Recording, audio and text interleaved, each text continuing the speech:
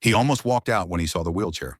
For one terrifying second, Daniel thought his heart was about to betray him, because the memory of his late wife in that same chair came crashing back without warning.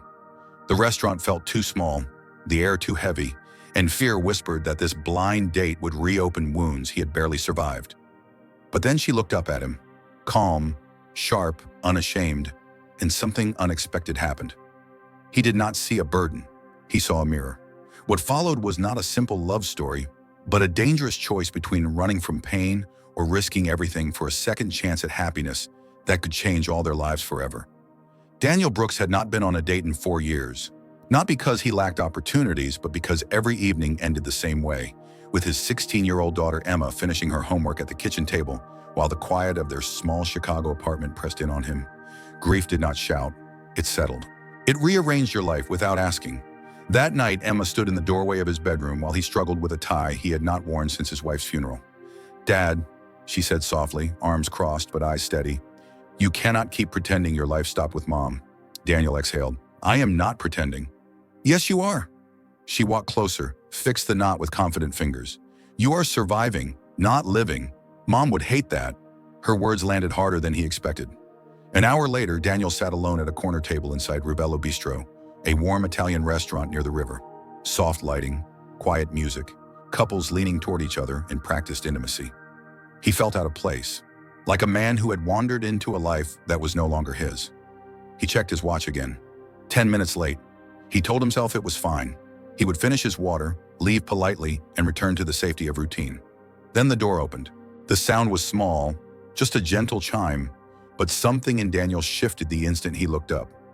Claire Morgan entered the restaurant in a sleek black wheelchair, her posture straight, movements precise. She wore a deep red dress that contrasted sharply with the chair beneath her, elegant and unapologetic. Her hair was pulled back neatly, revealing a face that carried authority and exhaustion at the same time. Daniel did not freeze. He did not stare. He did not look away either. What caught his breath was not the wheelchair. It was the way she paused at the entrance, eyes scanning the room automatically, mapping space and obstacles in seconds. He had seen that look before. For 3 years, he had watched his late wife do the same thing. The hostess rushed forward, flustered. "I am so sorry, we can seat you, but there is a step up to the main dining area." Before Claire could respond, Daniel stood. "There is a ramp," he said calmly, "through the side patio. It curves around the building." Claire looked up at him, startled. Most men, she had learned, either ignored the chair completely or made it the center of the conversation. Daniel did neither. He spoke as if this were the most ordinary thing in the world. "You must be Daniel," she said after a beat, "and you must be Claire." Their eyes met. Something quiet passed between them. Recognition, not attraction. Not yet. "Would you like me to show you?" he asked. "Yes," she said, studying him. "I would." They moved together toward the side entrance, not touching, not rushing. When they reached the table, Daniel pulled out his chair without ceremony, then sat across from her as if this were simply two people meeting, not a test he was unknowingly passing. Claire noticed everything. He did not offer help she did not ask for. He did not pretend her chair was invisible. He did not flinch when the waiter hesitated for half a second before speaking directly to her. "Most people either talk to the chair," she said lightly once the menus arrived, "or avoid it completely." "And what do you prefer?" Daniel asked. She tilted her head. "Neither." "Good," he said, "because I am bad at pretending." She laughed, surprised by how genuine it felt.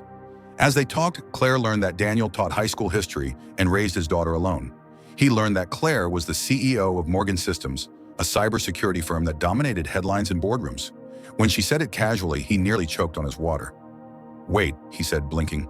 "Morgan Systems? As in the company that rebuilt hospital data networks after the breach last year?" "Guilty," she said. "My daughter follows your work," he said, shaking his head. "She reads business articles for fun." "I do not understand how that happened." Claire smiled. "Sounds like a remarkable girl." "She is," Daniel said, and something softened in his voice. "She had to be." The words hung there. Claire did not push. She had learned that some stories asked to be invited. Dinner arrived, conversation deepened. Daniel spoke of Emma's stubborn brilliance, her quiet strength, the way she left handwritten notes on his mirror on difficult mornings. Claire listened, not politely, but intently. She noticed how his entire face changed when he spoke about his daughter. "She lost her mother," Daniel said finally, his voice steady but distant. 4 years ago. Long illness. I'm sorry, Claire said. So am I, he replied. She was stronger than both of us. Claire swallowed. May I ask what happened? Autoimmune disease, Daniel said. It took her mobility before it took her life. Wheelchair, full-time, the last year. Understanding flooded Claire's expression. That is why you knew about the ramp. Yes, he said quietly. Among other things. She nodded. For the first time that night, she felt something she rarely allowed herself to feel. Seen. I was 28, Claire said after a moment. I had Olympic dreams, horses, competition. One bad fall ended all of it. He listened without interrupting. They told me I would never walk again, like they were explaining a broken appliance, she continued. So I built something else. I built a company from my hospital bed because I needed to know I was still useful. You are more than useful, Daniel said. She looked at him sharply. Most people do not say that.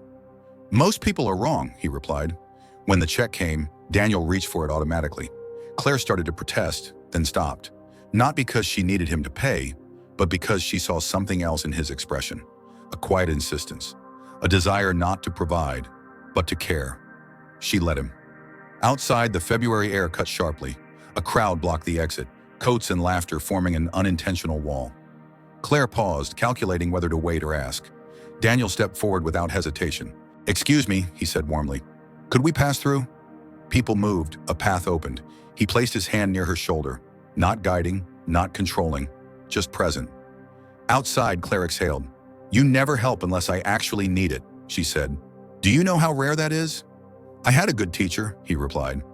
2 weeks later, Claire sat at Daniel's kitchen table, while Emma fired questions at her about artificial intelligence and ethics in tech. The apartment was small, warm, lived in. This was not the life Claire had built. And yet something in her chest tightened with a feeling she had not known in years. Hope. That night, as Daniel watched Claire laugh with his daughter, a terrifying thought crossed his mind. He might be falling, and for the first time since loss rewrote his world, he was not afraid of the gravity. Do you believe that love can begin again after deep loss? Yes or no? Claire did not expect the silence that followed her visit to Daniel's apartment to feel so loud. For years, her life had been measured in meetings, deadlines, and controlled outcomes. Every hour served a purpose. Every relationship was managed carefully, efficiently. Leaving that small Chicago kitchen that night, with Emma's laughter still echoing in her ears, Claire felt something unfamiliar tug at her chest. Longing. She told herself it was temporary, curiosity, nothing more. But 2 days later, she caught herself checking her phone during a board meeting, distracted by the possibility of a message from a high school history teacher who lived in a modest apartment and owned exactly one suit that did not quite fit him anymore. When Daniel finally texted, it was simple. Emma wants to know if you really meant what you said about internships. Also, she says hello. Claire smiled in the middle of a room full of executives. She replied immediately. Tell her I never say things I do not mean. That was how it started. Not with grand declarations or dramatic promises, but with small moments that refused to stay small. Claire began stopping by after work, sometimes just to drop off articles she thought Emma would like, sometimes to stay for dinner. Daniel cooked poorly but earnestly. Emma critiqued everything with the brutal honesty of a teenager who had grown up too fast. And slowly, without either of them naming it, Claire became part of their rhythm. Daniel noticed the change first. He noticed how Emma lingered longer at the table on nights Claire visited, how she asked questions she never asked him, about college, about ambition, about fear. One night after Emma went to bed, Daniel stood at the sink washing dishes while Claire dried them beside him. This is new for her, he said quietly. What is? Letting someone in, he replied. After her mother died, she decided loving carefully was safer. Claire paused. And you? I decided loving at all was dangerous. Their eyes met. The truth sat between them, heavy and honest. They did not kiss that night. The first crack came weeks later, when reality pushed back. Claire's schedule tightened. A cybersecurity breach demanded emergency travel. Investors needed reassurance. The world she had built began pulling her away. She missed 2 dinners in a row. On the third night, Daniel found himself sitting alone at the kitchen table, Emma's phone glowing beside her plate. She is busy, Emma said carefully. Yes, Daniel replied. She is important, Emma added. Yes. The word felt different in his mouth this time. Claire noticed the shift too. When she arrived late one evening, exhausted and distracted, Daniel listened as she vented about negotiations and pressure. He nodded, supportive. but something in his posture had closed. "You seem far away," she said finally. "I am just tired," he replied. She knew that tone. She had heard it from people who expected disappointment. "You do not have to make space for me if this is too much," she said. He looked up sharply. "I am not making space. I am afraid of losing it." There it was, the thing neither of them wanted to name. Claire rolled closer, stopping directly in front of him. "Daniel, I am not a temporary distraction." "I know," he said. "That is what scares me." She reached for his hand. "I cannot promise ease. My life is complicated. I travel. I carry pressure you do not see." "I watched my wife suffer for 3 years," he said softly. "I learned how quickly life can turn into something you did not choose." Claire swallowed. "And I learned how quickly people leave when staying becomes inconvenient." The silence stretched, thick with unsaid fears. They did not resolve it that night. The fracture deepened 2 weeks later. Emma came home one afternoon with red eyes and trembling hands. College rejection letters lay scattered across the table. MIT, Stanford, both no. "I am not good enough," she said quietly when Claire arrived. Claire sat beside her, calm and steady. She spoke of rejection, of 46 investors who had said no, of being dismissed as a liability instead of a leader. Emma listened, breathing slowing, hope returning. Daniel watched from the doorway, gratitude flooding him. And then fear followed. Later that night, after Emma went to bed, Daniel said the words he had been holding back. "She is getting attached." Claire nodded. "I know.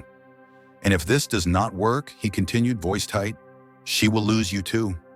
Claire's chest tightened. "Do you think I would walk away easily?" "I think the world demands too much of you," he said, "and I cannot ask you to choose us over it." "You are not asking," she replied. "You are deciding for me." The argument was quiet but devastating. No raised voices, no accusations, just two wounded people protecting themselves. Claire left that night without touching him. Days passed. Daniel returned to routine. Teaching, grading papers, quiet dinners. Emma noticed. "You pushed her away," she said one evening, not accusing, just stating. "I protected you," he replied. She shook her head. "You protected yourself." The words cut deeper than he expected. Meanwhile, Claire sat alone in a hotel room in New York, staring at city lights, replaying Daniel's voice in her head. "Easy is overrated," he had once said. She realized something painful. She had spent years proving she did not need anyone. But she wanted him, not because he fixed her life, but because he saw it clearly and stayed anyway. The breaking point came unexpectedly. Daniel received a call from the school counselor. Emma had skipped class. When he found her sitting alone on the bleachers, eyes distant, she did not look up. "I thought losing Mom meant I could never want this again," she said. "But I do. I want a family, and you are letting fear steal it." That night, Daniel stood outside Claire's apartment building, heart pounding. When she opened the door, surprise flickered, then guarded calm. "I was wrong," he said before she could speak. "I cannot protect my daughter by teaching her to fear love." Claire's eyes filled with tears. "And I cannot build a life that looks impressive, but feels empty." They stood there, fragile and exposed. Daniel reached for her hands. "I am not asking for easy. I am asking for real." She leaned forward, resting her forehead against his. "Then stay." They kissed for the first time, not desperate, not perfect, but certain. Inside, something began to heal. And yet neither of them knew that the hardest test was still coming. Because choosing love was one thing, learning to trust it was another. Do you think fear should ever be the reason to walk away from love? Yes or no? Love did not arrive quietly after that night. It arrived cautiously, as if afraid of being chased away again. Daniel and Claire did not pretend the fear was gone. They named it. They spoke about it when it surfaced. When Claire's schedule pulled her away, she explained instead of disappearing. When Daniel felt himself withdrawing, he said so before silence could do the damage for him. Emma watched all of it. She noticed the difference first in the smallest details. The way her father smiled without forcing it. The way Claire asked questions and waited for real answers. The way laughter returned to their apartment, not loud or dramatic, but steady. One evening, as spring settled fully into Chicago, Emma stood in the kitchen holding an envelope. "Northwestern," she said, voice shaking. "Waitlist." Daniel hugged her instinctively. Claire rolled closer, calm but warm. "That is not a no," Claire said. "That is a maybe waiting for persistence." Emma looked between them. "You really believe that?" "I built a company on maybes," Claire replied. "They are underrated." Weeks later, the call came. Emma was accepted. The celebration was messy and loud and full of tears. Daniel watched Claire cheer with his daughter, saw the pride in her eyes, and something settled deep inside him. This was no longer a risk he was bracing for. This was a life he was choosing.